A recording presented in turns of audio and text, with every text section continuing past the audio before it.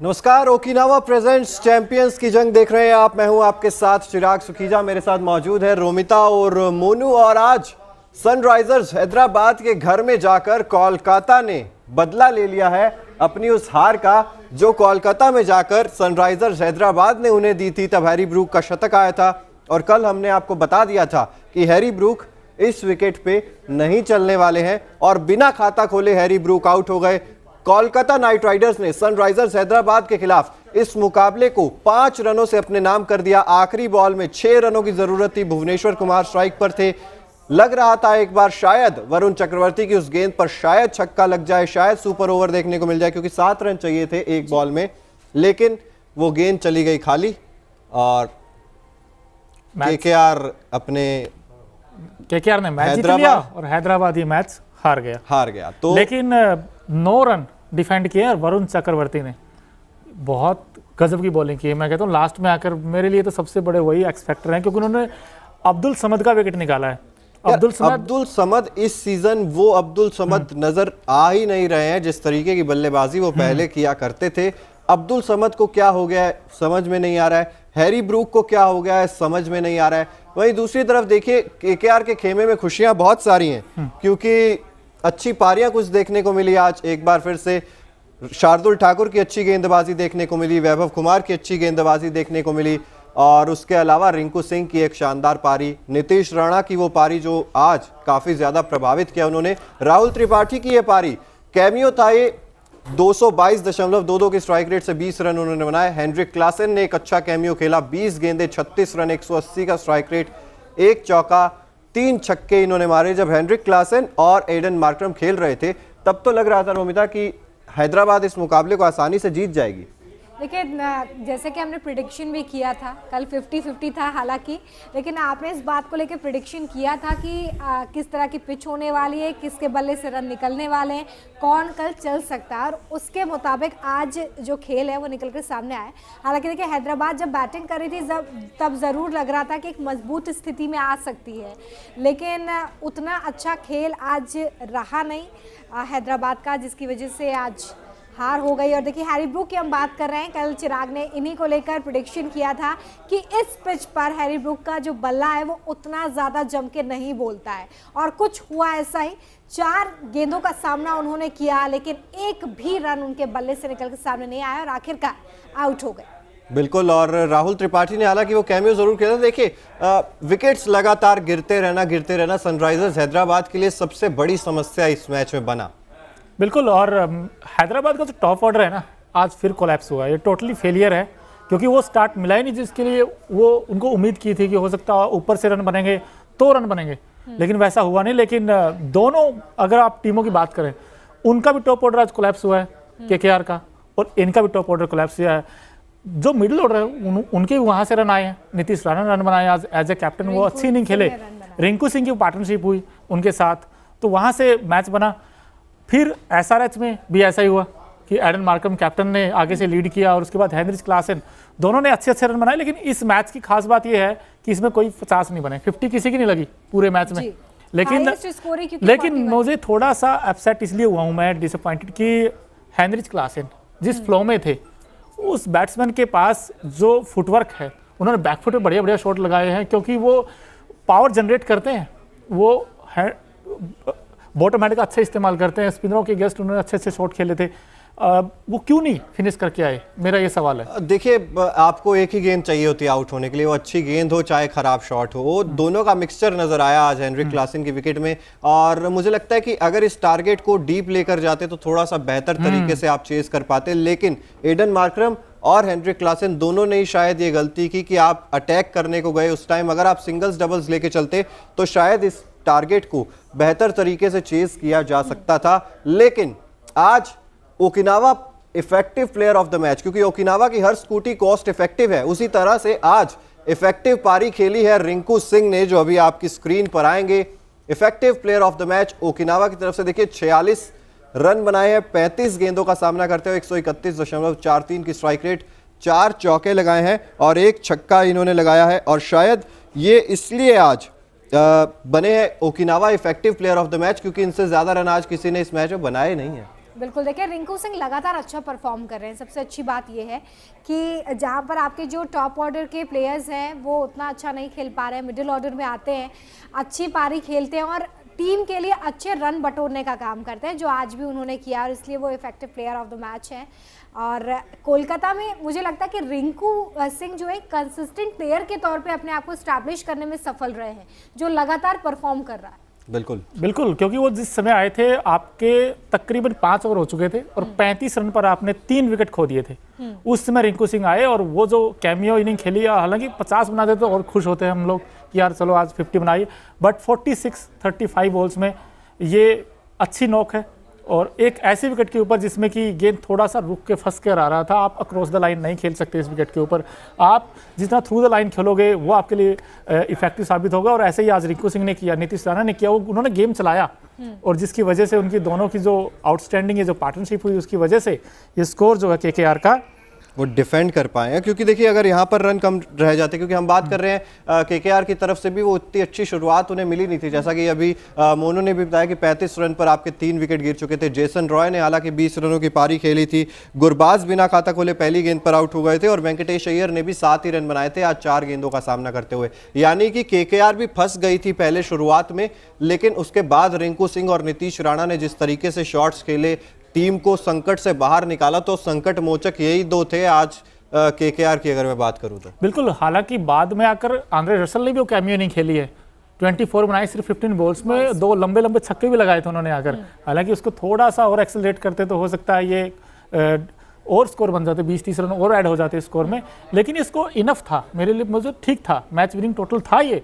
But आपके जो गेंदबाज है उनमें थोड़ी सी कहीं ना कहीं नीतीश राणा की मुझे कैप्टनसी पे थोड़ा सा सवाल इसलिए उठा है क्योंकि आपके जो विकेट टेकर थे शार्दुल ठाकुर, उनको बीच में आपने बॉलिंग अटैक पर नहीं लेकर आए। आप वापस उन्हीं गेंदबाजों के साथ चले गए। आंद्रे रसल ने भी आज ठीक गेंदबाजी की, लेकिन सुनील नारायण को आप बार बार गेंदबाजी कराते रहे। मेरे ख्याल से अगर आप श्रेयस को भी आज मिस किया इन्होंने, वो अगर होते तो हो सकता है विकेट चटका देते, क्योंकि उनमें वो एबिलिटी है विकेट टेकिंग, क्योंकि ब्रेक थ्रू दिलाते हैं आपको टाइम टू टाइम।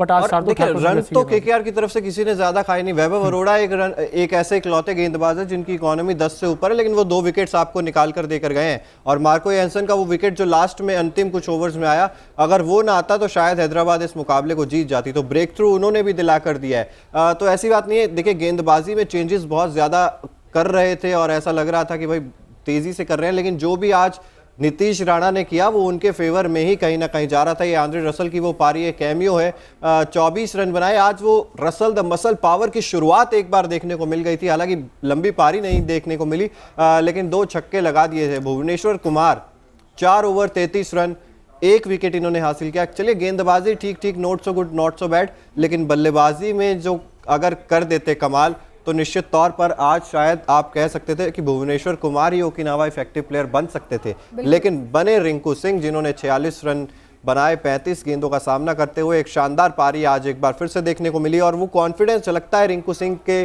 बल्लेबाजी में। जब भी बल्लेबाजी करते हैं फ्रीली और ऐसा लगता है कि कोई दबाव नहीं है किसी चीज का उनके ऊपर। आप सबसे बड़ी बात देखिए कि जैसा कि आप दोनों ने जिक्र किया कि अगर 35 रन पे 3 विकेट आप हो चुके हैं, उस वक्त अगर आप बैटिंग करने आ रहे हैं तो एज अ बैट्समैन आप पर ये भी प्रेशर है कि यहाँ से आपको बहुत संभल कर खेलना है, क्योंकि आपको एक स्कोर भी खड़ा करना है सामने वाली टीम के लिए। उस प्रेशर में इतना अच्छा खेलना, इतना अटैकिंग खेलना, ये सबसे ज़्यादा खास बना देता है रिंकू सिंह की पारी को, और इसलिए वो आज हमारे ओकिनावा इफेक्टिव प्लेयर बने हैं।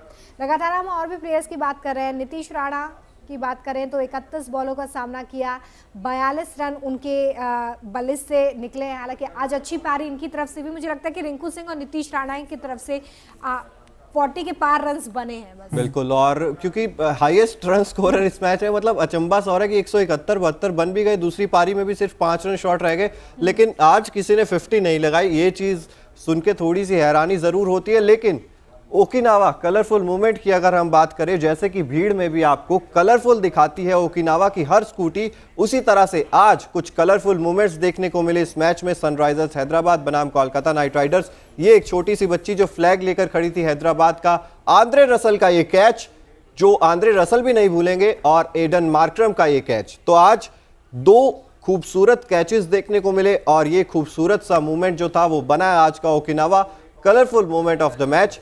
कैचेस की बात कहते हैं ना, कैचेस विन मैचेस, लेकिन इस तरीके की कैचेस जब आप देखते हैं जो एक्टिवली पकड़ी जाती हैं, जो आपका माइंडसेट भी दिखाती हैं, आपकी फिटनेस भी दिखाती हैं, तो दोनों टीमों से एक एक कैच आज ऐसी देखने को मिली। एक आंद्रे रसल की थी, एक एडन मार्करम की थी।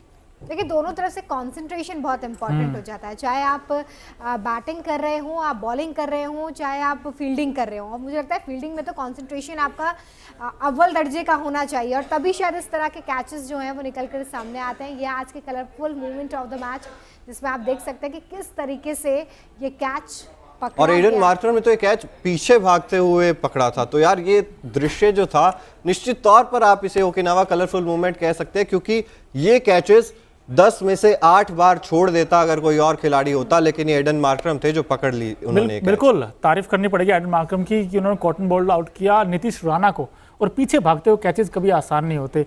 उन्होंने कैच तो पकड़ा, बट उन्होंने मेरे ख्याल से मैच छोड़ दिया, क्योंकि जिस फ्लो में बैटिंग कर रहे थे वो 41 बनाए 40 गेंदों का सामना। लेकिन शुरू में थोड़ा सा कूल काम एंड कंपोज दिखे, धीरे धीरे उन्होंने स्टार्ट किया था। मुझे लगा मैच बन गया है, वो मैच निकल सकता था आराम से, बट पता नहीं यार, आई डोंट नो उनको क्या दिमाग में आया कि वो शॉट खेला। वो शॉट मेरे ख्याल से नहीं खेलना चाहिए था उस समय, क्योंकि आपको मैच डीप में लेके जाना चाहिए था, और ये मैच आसानी से आप जीत सकते थे, क्योंकि आपने जब वो आउट हुए थे सिर्फ 46 चाहिए थे, सिर्फ 32 बॉल्स में जब वो आउट। और वो इनसाइड आउट जब आप खेलते हैं ना, तो एक तो उस तरफ मैदान बड़ा था लॉन्ग ऑफ वाली साइड, जहां पर आपको पता था कि या तो प्योर टाइमिंग हो या आपके पास उतनी ताकत हो कि आप लॉन्ग ऑफ के फील्डर को निकाल सकते हैं। वहां पर रिंकू सिंह मौजूद थे शायद, और उन्होंने कैच पकड़ा सूझबूझ के साथ, अपने आप को कूल काम रखते हुए। लेकिन शॉट सिलेक्शन मैं कहूँगा, क्योंकि आपकी टाइमिंग उस पर इतनी ज़्यादा अच्छी थी नहीं, और जिस तरीके से वो गेंद लहरा रही थी और उस तरफ मैदान बड़ा था, तो ये मुझे लग रहा है कि एडन मार्करम की गलती थी कहीं ना कहीं। लेकिन आज रोमांच मैच में था, बिल्कुल आखिरी गेंद तक कि जिस रोमांच का जिक्र आईपीएल में होता रहा है, उस रोमांच के साथ आज ये मैच जो है वो सामने आया। और हम भी यहाँ पर डिस्कशन से पहले यही देख रहे थे कि किस तरीके से रोमांच जो है वो आखिरी बॉल तक हमें देखने के लिए मिला, लेकिन रोमांचक मैच जो है वो केकेआर जीत गई है। आज थोड़े से निराश नो बॉल भी देखने को मिली, नो बॉल पे चौका देखने को मिला, फ्री हिट डॉट देखने को मिली, मतलब सब कुछ देखने को मिला। जैसे रोमिता ने कहा, मैं इसलिए भी अपसेट हूँ क्योंकि कभी मैंने ऐसे मैच देखे नहीं है जिसमें आपके सिर्फ 38 चाहिए, आपको 30 बॉल्स में, या 28 बॉल में 40 चाहिए, उसके बाद आप मैच हार जाते हो। आपने सिर्फ 5 विकेट ही तो खोए थे। नहीं, लेकिन और किस पे फोड़ेंगे? मैं मार्करम पे फोड़ूंगा, मुझे लगा मार्करम और हेनरिच क्लासेन ने तो क्लास दिखाई आज बैटिंग में, वो फिनिश करते हैं। आज का गेम अगर आप छोड़ दें, इसमें फिनिश नहीं कर पाए, बट वो तो उन्होंने तो मैचेस फिनिश किए इस टीम के लिए। फिर एडन मार्करम की गलती कैसे हुई? मतलब एडन मार्करम किस लिए? क्योंकि कैप्टन है, वो कैप्टन है, लेकिन देखिए विकेट्स तो अब इस चीज पे मुझे लगता है कि लगातार विकेट्स गवाते रहना, पार्टनरशिप को बिल्ट नहीं होने देना, ये हैदराबाद की हार की सबसे बड़ी वजह रही। क्योंकि एडन मार्करम अकेले तो मैच जितवा नहीं सकते। अभिषेक शर्मा ने ऊपर से रन नहीं बनाए, राहुल त्रिपाठी जल्दी आउट हो गए उसके बाद 20 रन बनाकर। दूसरी तरफ बात करें मयंक अग्रवाल, वो आज अच्छे टच में नजर आ रहे थे, वो भी अपना विकेट फेंक कर चले गए। तो फिर विकेट्स का जो पार्टनरशिप बिल्ड करनी चाहिए थी, जहां पर वो एक भी पार्टनरशिप अच्छी बिल्ड होती हुई नहीं दिखाई दी। एक पार्टनरशिप जो दिखी थी वो टूटते ही सनराइजर्स हैदराबाद का काम तमाम हो गया। नहीं, लेकिन ये जो विकेट था, मैं बार बार कहता हूं कि ये विकेट आप अगर आप सीधे बैट से खेलते तो आपके रन आते, और ऐसा ही काम कर रहे थे आपके हेनरिच क्लासेन भी और एडन मार्करम भी, क्योंकि वो सेट हो चुके थे, उनको स्टार्ट मिल चुका था, वो आराम से मैच ले जा सकते थे। लेकिन अब पता नहीं हेनरिच क्लासेन के मन में क्या आया कि वो उसमें एलिवेशन नहीं मिला। शॉट था, हालांकि अच्छा खेला था उन्होंने, टॉप ऑफ द बैट लगी वो गेंद, लेकिन वो आउट हो गए। उसके बाद तो फिर मुझे लगा था कि मैच फंसेगा, और रोमिता जी की बात सच होगी, इन्होंने बताया था कि मेरी केकेआर जीतेगी, और आज इनकी केकेआर ने बाजी मारी है। और खासकर वरुण चक्रवर्ती, डिफेंड करना 9 रन बहुत मुश्किल होता है लास्ट ओवर में, बट उन्होंने वो डिफेंड किए हैं। बिल्कुल डिफेंड किए हैं। अच्छी पारी जो है वो खेली गई केकेआर की तरफ से, और हैदराबाद थोड़ी सी चूक गई है। हालांकि 5 रन ही सिर्फ चेस करने थे, लेकिन जीत 1 रन से ही होती है और हार भी 1 ही रन से होती है। और यहाँ पर आज जो है वो हैदराबाद चुकी है। और कुल मिला के जो हम कल बात कर रहे थे कि बदलों का जो पैटर्न है बिल्कुल बरकरार है, और ये बदला ले लिया गया है। हाँ, वो हैदराबाद ने बड़े मार्जिन से जीता था हालांकि, क्योंकि तब 228 बना दिए थे हैदराबाद ने कोलकाता में जाकर। और लेकिन अब यहाँ पर एक थोड़ा सा कह सकते हैं कंपैरेटिवली लो स्कोरिंग मैच था जहाँ पर, और अब बदला ले लिया डेफिनेटली, क्योंकि पहले हैदराबाद ने कोलकाता को हराया था कोलकाता जाकर, अब कोलकाता ने हैदराबाद आकर हैदराबाद को हरा दिया। और अब बदले जो है वो मतलब सीरियसली लिए जा रहे हैं मोनू, क्योंकि देखिए आरसीबी ने लखनऊ को हराकर बदला लिया, मुंबई ने पंजाब को हराकर बदला लिया, हैदराबाद को कोलकाता ने हराकर बदला ले लिया है। तो मतलब बदलों का दौर जारी है। जारी है। और अगर बदलों की ही बात है तो बदला एक कल भी आने